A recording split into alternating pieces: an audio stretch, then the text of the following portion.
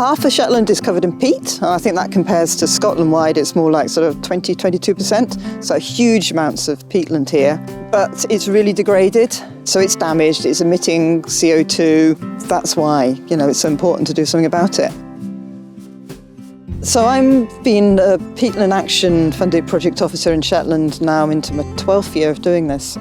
We started from a complete standing start, so nothing had been done peatland restoration-wise before I started. We're coming on for 900 hectares of restoration has been done in Shetland now. What we need to start doing now is just upscale it.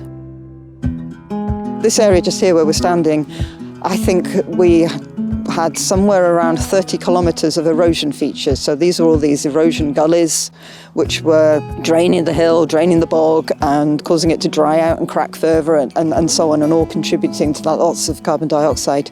These erosion features have all been reprofiled and blocked with machines. And if you look beyond the fence line over there, you can see what it did look like, and if you look over here, it's this beautiful, pools filling up with vegetation and invertebrates, and the birds will be coming in and feeding, and even the red-throated divers that came back to breed on the loch behind us. I would be fourth generation Crofter here in Murrister, breeding predominantly Shetland ewes and used to be Shetland cattle, although we're onto crossbred cattle now.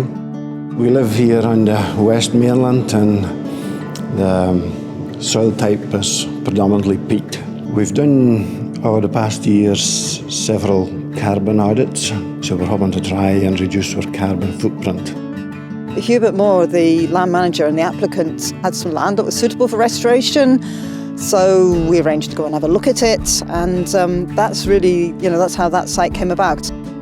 The peatland restoration site we're working at the moment at Murrister, it's approximately 40 hectares, and we're mainly doing gully blocking on that site. There's some reprofiling happening, but the bulk is gully blocking. It's a different type of site for one we've worked on before. It's a really large flat area with dense, complicated gullies in it. Very deep peat, over 6 metres, incredibly soft. It's one of the softest areas we've actually been on. We have plastic mats made from recycled plastic found around Shetland, and it's working on the mats, we're on them the full time. It saves tearing up the ground around us, and it's really good for soft areas like where we're working at just now. We wouldn't manage without the mats at all. Once you get used to it, it's pretty good. The benefits for doing peatland restoration work in Shetland that I suppose I'm noticing is it's improving access into the hill. Just seeing what we're doing, creating pools of water and birds nesting, it's definitely making a massive impact on the landscape.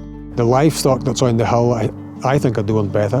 The bare peat areas will have growth on it, so there'll be a larger grazing area. And also we try to sell the wool, and fleeces should be cleaner.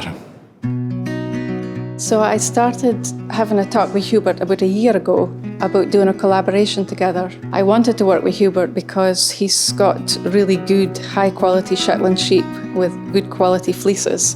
And I wanted to work, of course, with a pure Shetland wool. So we decided to send away a batch and have it processed. And I was really interested in the high-quality wool with the colours that I wanted to choose to work best in my designs. So any restoration of peatland is really vital in Shetland because that's the best environment for Shetland sheep. In the future, the fleeces will be cleaner, and therefore, when we send them for processing, the yield should be greater.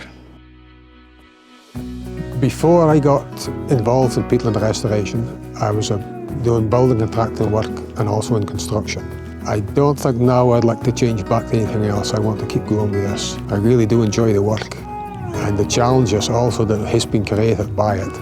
What I enjoy most about it is looking over the projects you've finished and seeing all the holes of water, pools you've made filled up, and birds playing in the pools, I guess. It's quite interesting seeing it all when you're finished. The results from the restoration across Shetland, I think the really important thing is that we can do it. And I think that's, it's really important to have that confidence going forward. We can do it, as long as we've got the resources and, enough folk to do it.